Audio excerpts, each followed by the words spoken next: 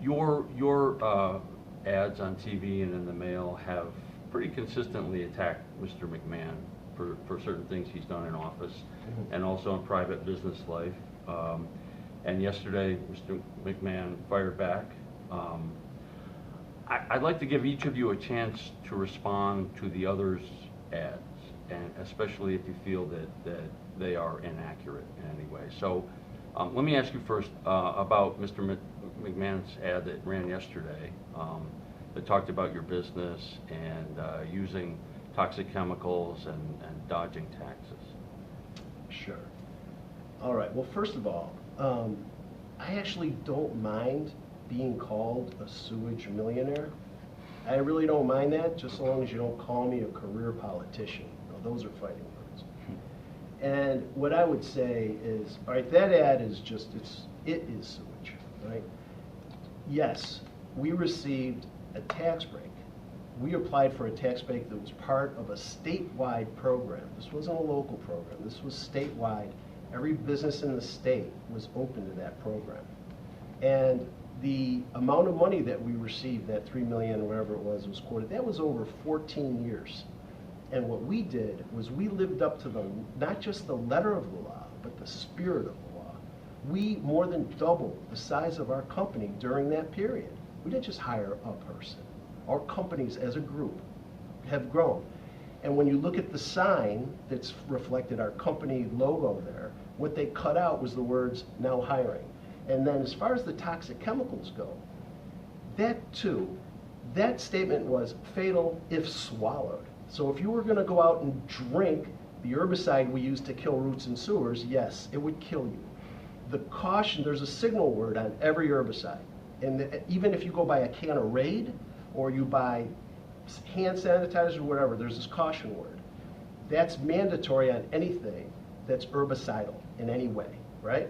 And there's 3 levels of hazard: caution, warning, and danger, right? That product where they poach those words, right, actually has the signal word caution, which is the lowest level of hazard. We were killing roots and sewers after all, and we prevented 100 million at least sewer overflows across this country. So I'm very proud of the work that we did. Mr. McMahon, can you talk a little bit about the ads that you've been subject to? Look, your outfit has done a nice job fact-checking. If this was political, I don't think Mr. Malavenda could leave this room because of his Pinocchio nose would be so long. He's flat out lying. So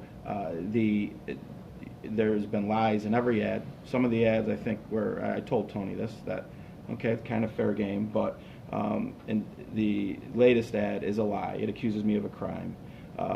You don't need to believe me, you can believe the United States government. And if you're bringing this race to a new low, and I like having this debate because this is the most I've heard about Mr. Malavenda's ideas the last year. He's obsessed to distract the public on the real progress that we're having here. I know it's probably not him as a person, it's his DC consultants that he pays for these, but the reality is these are lies. They are nasty. He is behaving like a bully. The bully finally got an ad that he didn't like, and he's reacting in such a toxic way that he wants to go have a press conference today talking about how bad I am again. It's just quite hypocritical. And Tony, I appreciate the success you've had in life, but you have a tax break. The Department of Labor said that you were a shirt changer. You admitted to the newspaper that you did not need the tax breaks, and you would be an idiot if you didn't take them.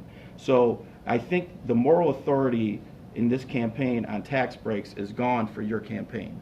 You don't have a moral authority, and you should stop lying about me. I asked you not to do this when you were push-pulling it, and if you want to stop the ads now, I'd be more than happy to stop the ads. I haven't talked about you in a negative way until you called me a criminal. So if you want to stop, I'd be happy to stop.